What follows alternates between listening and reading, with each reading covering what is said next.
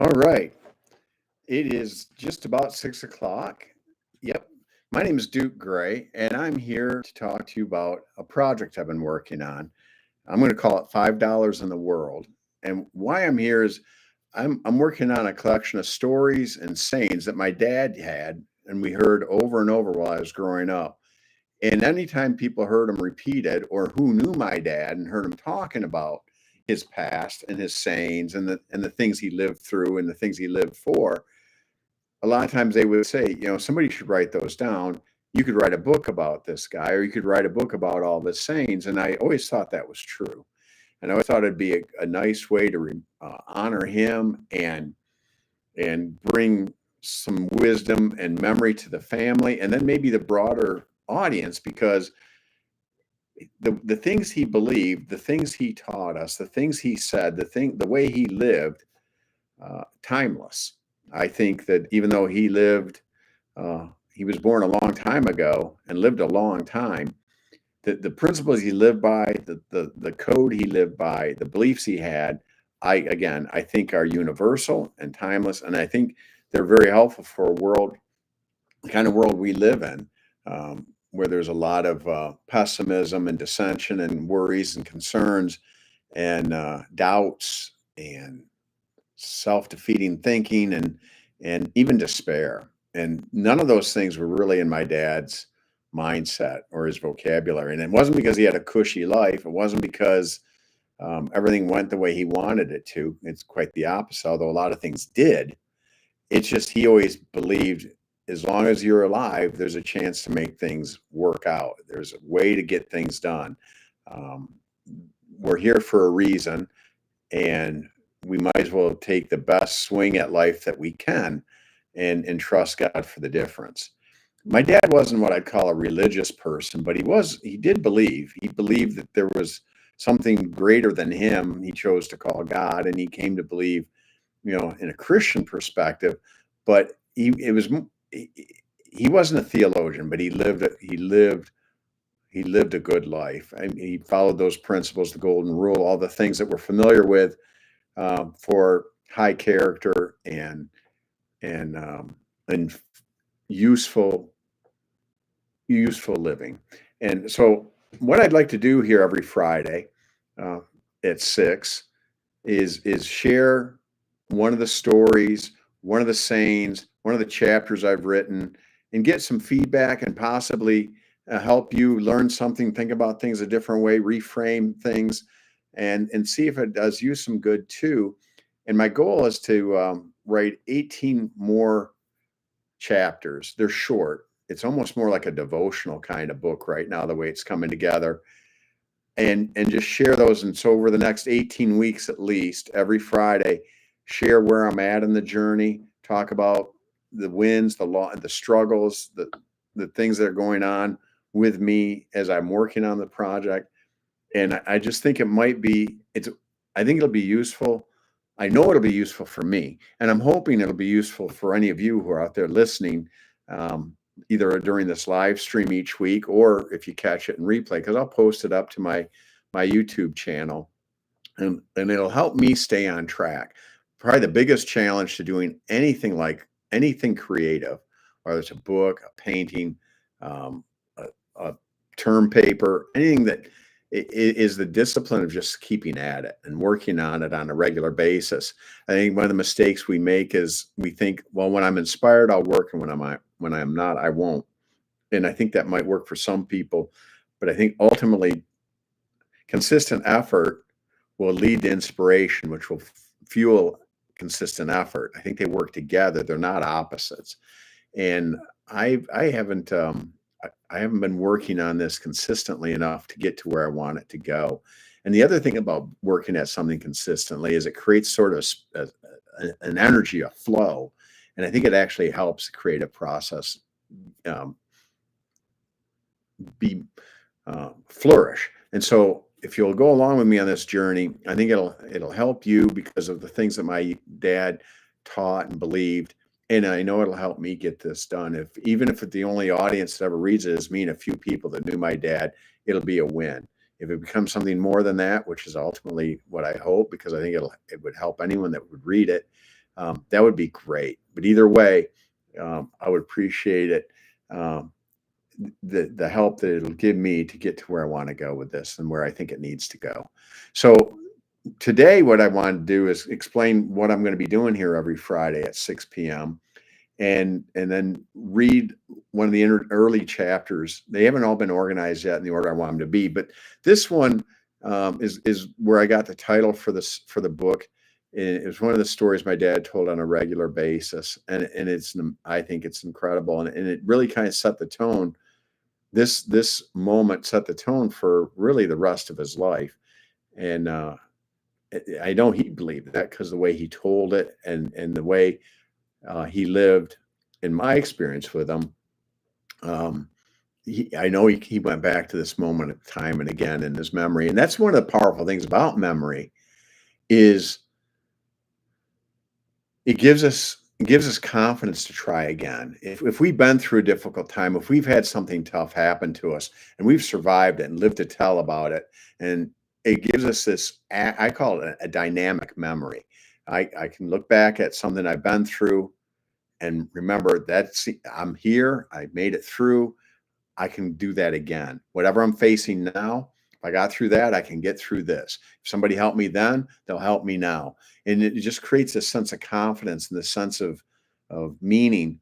And it helps me keep things in context. And I think that's another reason I want to have this project in front of me and other people is that time and again, we see my dad go from mountaintop moments to valley moments and back to mountaintops. And all the while, the attitude and the spirit he had through it all, where there was a consistency to it, an underlying belief that even when things weren't going the way he wanted them to be, they were going. And as long as they were going, there was something he could do about it. There was something God could do with it. There's something somebody else could step in and help. You just never know where that's going to come from, but you have to stay engaged. You have to stay in it to win it, so to speak.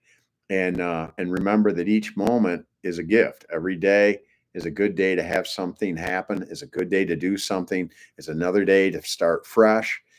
These were things I saw him practice and preach, if you will, whether he was, you know, at his peak, financially and everything else, or when he was going through some really difficult times. We saw him at both ends of that spectrum, and I can just tell you that um, he didn't waver on those things. That optimism, that faith, that belief in possibilities and opportunities was not conditional. And that is one of the most important things I learned from him, along with several other things. But just that idea that as long as we're here, we have a purpose, we have an opportunity, we have a chance, we have something to contribute, we have something to offer, we have something to gain, all of those things. As Yogi Berra said, another guy with famous for his sayings, a little more famous than my dad, it ain't over till it's over. And that's not just sports, that's life. And so I am just really looking forward to it. And I got to tell you, when I do get my head right and in my chair and I start writing, the process of remembering, the process of reliving the moments that I shared with him and the rest of the family, they really do bring a certain energy to me that bring up great feelings. Even the stuff that was rough, even the stuff that was tough, getting through it with people you care about, um, actually makes you stronger, makes you healthier. Um, as any of you have been through trials, and all of you have, if we've been alive for even a little while, we've all faced trials already, and so you know what I mean. You know the difference between going through it with a certain confidence or certain hope, and you know what it's like maybe to go through them in a darker place, and the difference is is significant to say the least. And I'm hoping that by working through this project, talking through this project with you guys as we go, we'll help each other remember those things. We'll help each other to think that way more often. With my dad, it was instinctive. Um, it wasn't even something he had to think about. It just was automatic with him. He just.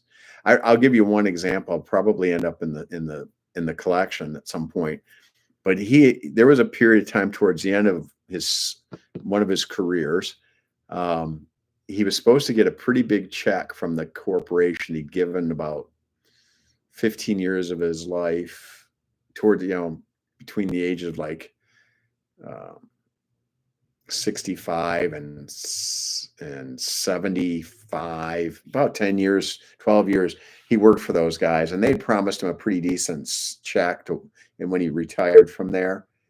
And it was a difference making check. It wasn't enough. It wasn't enough to retire on by itself, but it was a chunk enough to care about it, so to speak. And they gave it to him.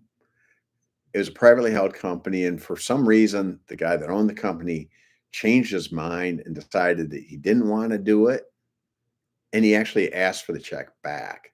Not anything my dad had done, but just he decided that was overly generous. It wasn't necessary. He shouldn't have. He just decided, no, I don't want to do that anymore. He asked for the check back, and my dad didn't flinch. My dad gave it back to him. With no hard. And the interesting was he didn't get hard-hearted about it. He didn't get resentful about it.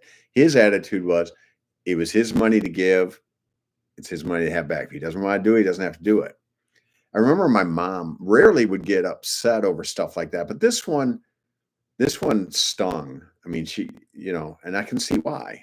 I remember being upset about it myself, and I wasn't even directly affected by it like she was. And she said something effective. Why aren't you getting angry? Why aren't you going to go and confront him about this? Why are you acting like it's okay?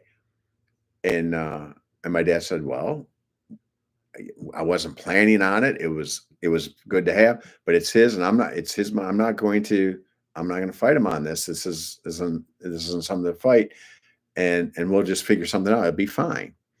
And she said, just once, could you not give me that everything's going to be okay optimism stuff like you always do? And he paused a beat, and he just said, I don't know any other way. And they moved on, and he was right. Ultimately, my mom wasn't wrong about how she felt, but my dad was right too, in that, okay, that didn't work out, something else will. And they moved on from that. And the cool thing is, after all of that settled, eventually he was able to go into business with me and my brother in another career for him at about the age of almost 80 some years old. And we got to work with him directly as a consultant for us as we were running our own business. And those years were a lot of fun to work with them like that. But it's seeing that, all right, that's a good chunk of cash to kind of go into the sunset with and go into our next thing, whatever it's going to be, have it ripped away unfairly, and then just and not crumble, not get resentful, not get upset, thrown off his game, and just to reaffirm, yep, I'm okay. It's going to be okay. That's the kind of resiliency I'm talking about, that I just saw modeled over and over and over again growing up, and it's just amazing. So what I thought I would do today with that introduction, bear with me because I'm just getting the hang of this project. Some of you know me. I think everyone that's on here is on our Facebook Live group where we go through the scriptures, the Bible, chapter or two a day, every day, and that I've been doing. That's been 4 years now, going on 5. There's a rhythm to that. I'm hoping to establish the same kind of sense of timing and pace with this as I've been able to achieve with that, because of the amount of time we've been at it. But what I want to do today, after that intro of what I'm going to be doing each Friday, is I want to read that introductory chapter. It's short. It's about page and a half, 2 pages, and I'm just going to read it straight up, the way I wrote it. And I would love some feedback. I want to know what you think of it. And the idea is, this first draft of the book, it'll be a collection of these sayings and these stories, and it'll be kind of almost like a devotional. Like, they'll be short. You can go to them. There'll be a table of contents. You can go to them by kind of what you're going through, what you're thinking of, and you can read it straight through, or you can just read it, like I say, like a devotional. You can read it as a reference, or as a pick me up, or just as as a place to go for some wisdom about how to do some things. I think there's other ways this story could be told. It could be told as a memoir. It could be told as there could be a couple different perspectives on these things. It could be applied to business. It could be applied to the church. There's a few different ways all of this content can be reformatted and reproduced. And I'll probably turn it into something I want to just work on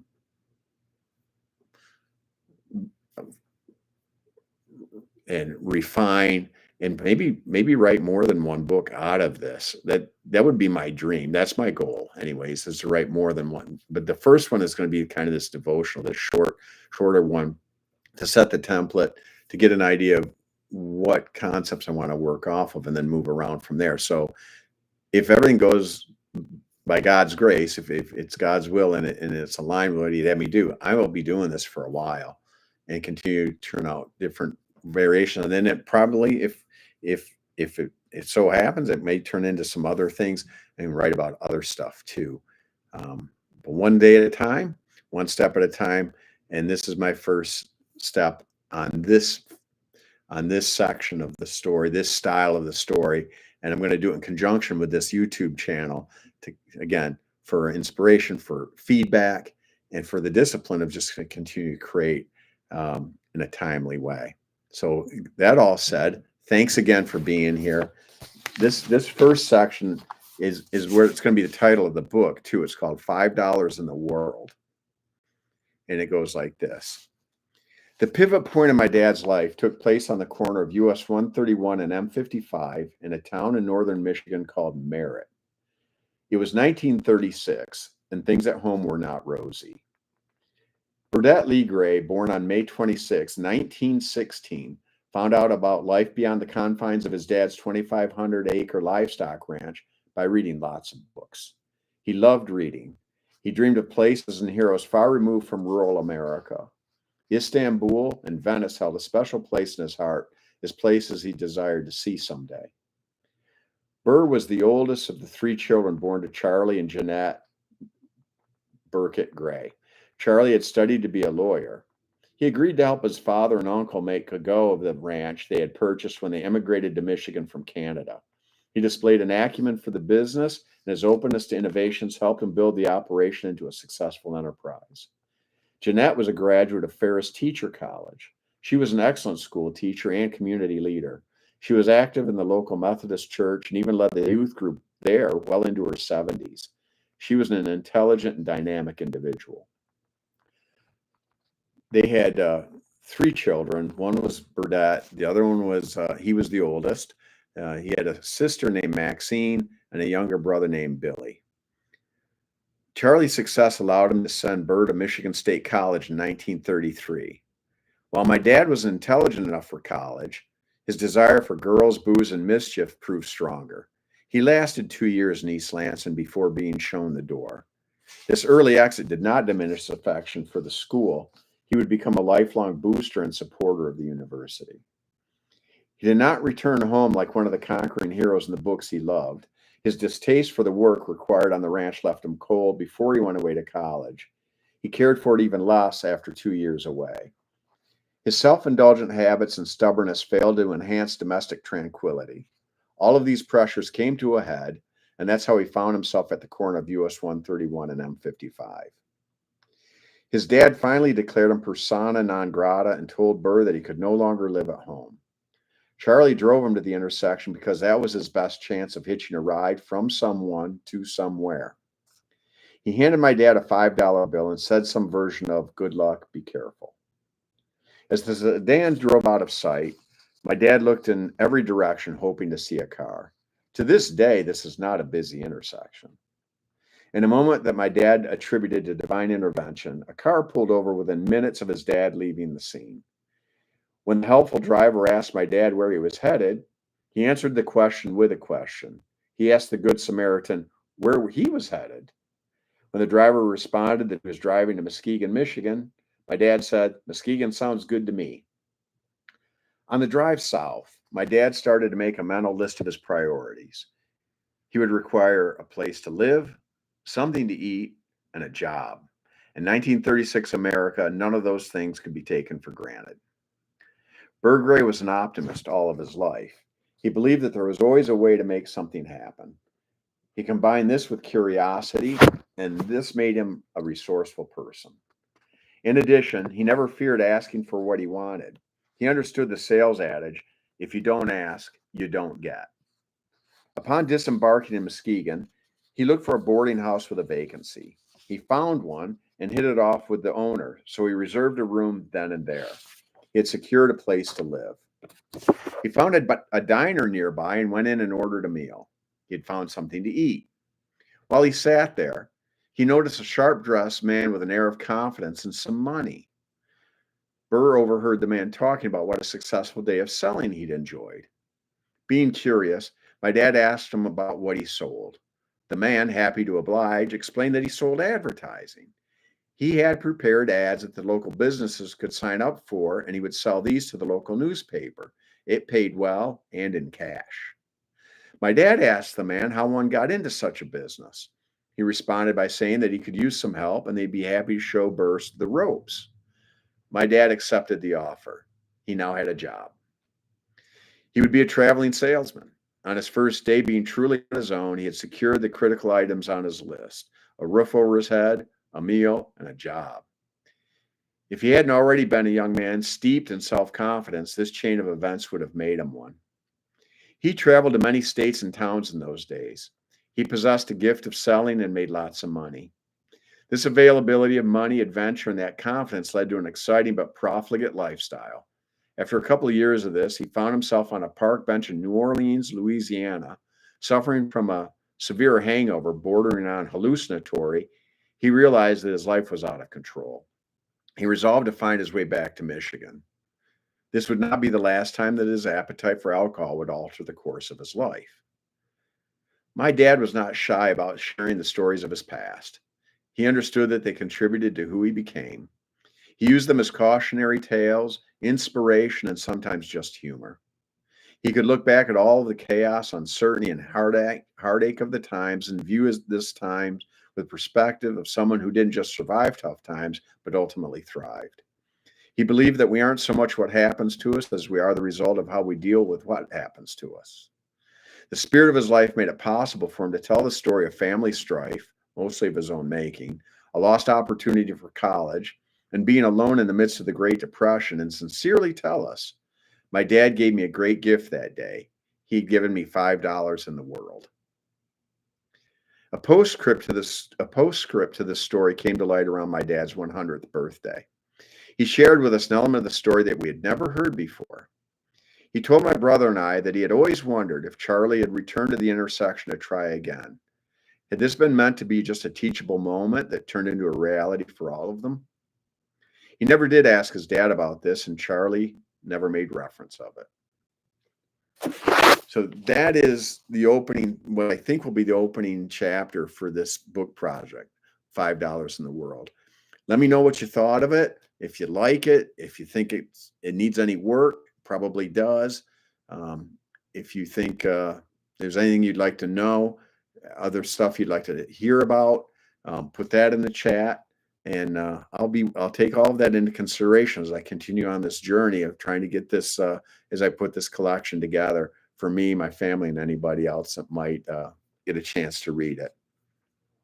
So that is it. It's about, well, we're 24 minutes in. My goal is to do this for about 30 minutes each Friday until I'm done. And then we'll see what happens after that. So if you have any, like I say, any questions, comments, or feedback, I can see some of it already. Yeah, it's a cliffhanger. Well, that's how you get people to come back, Mark. I mean, I can't tell you everything all at once, or we would be done in one day. So yes, I definitely want it to be a cliffhanger. I want you to come back. And next week, we'll look at another one of them, another story that I think you'll really like. And I'll let you know if I got any more chapters on. So hold me accountable next Friday. One of the questions you can ask me is, did I add any more to the project? Did I get anything more written? And I'll be honest and I'll tell you. And I'm looking forward to it. And I think this will be fun. I think this will be useful. I think, like I said, it isn't my wisdom, it's my dad's. And he got that from God. And so I think I think it's something you can share if you want. I really love it if you'd like, share, and I don't have it set up for subscription yet, but because I just want it to be public and easy to access. But please share this with others. Let people know. The more, the merrier. Um, and I think it really help me and help anyone that hears it. So with that, there's never anything wrong with ending a little bit early. And so I don't want to just talk to just hear myself talk, but I want to thank you sincerely for being here. And I really would appreciate if you would like, share, and just kind of put on your calendar to be here each Friday at 6 p.m. unless I cancel. But this will be the channel I'll be using for this. And as far as our other group, what does Scripture say? That'll be tomorrow morning, 8 o'clock Eastern. And I'm looking forward to that too as we continue reading through the book of Psalms. All right. So, that all said, I hope you have a lovely weekend. I don't know if you follow sports, but Michigan State won their basketball game today, win in advance. They play Wisconsin Badgers tomorrow in the Big Ten tournament semifinal. And then if they win that, they'll play Sunday for the Big Ten tournament championship to go along with their Big Ten regular season championship. That's my hope. I don't know who you follow or root for. Best of luck to whoever that is, unless it's a particular school I'm thinking of. But anyhow, I I really appreciate all of you, and thanks for being here tonight. And again, some of you, I hope to see y'all tomorrow morning, 8 o'clock Eastern on Facebook Live. But it looks like, just for the record, this live chat is working really well. It works just like it does on Facebook, it looks like. So we will talk more about moving our What Does Scripture Say uh, program over here to YouTube. We'll talk about that more tomorrow. Okay. All right. That's it for now. See you next time. Good night and God's peace.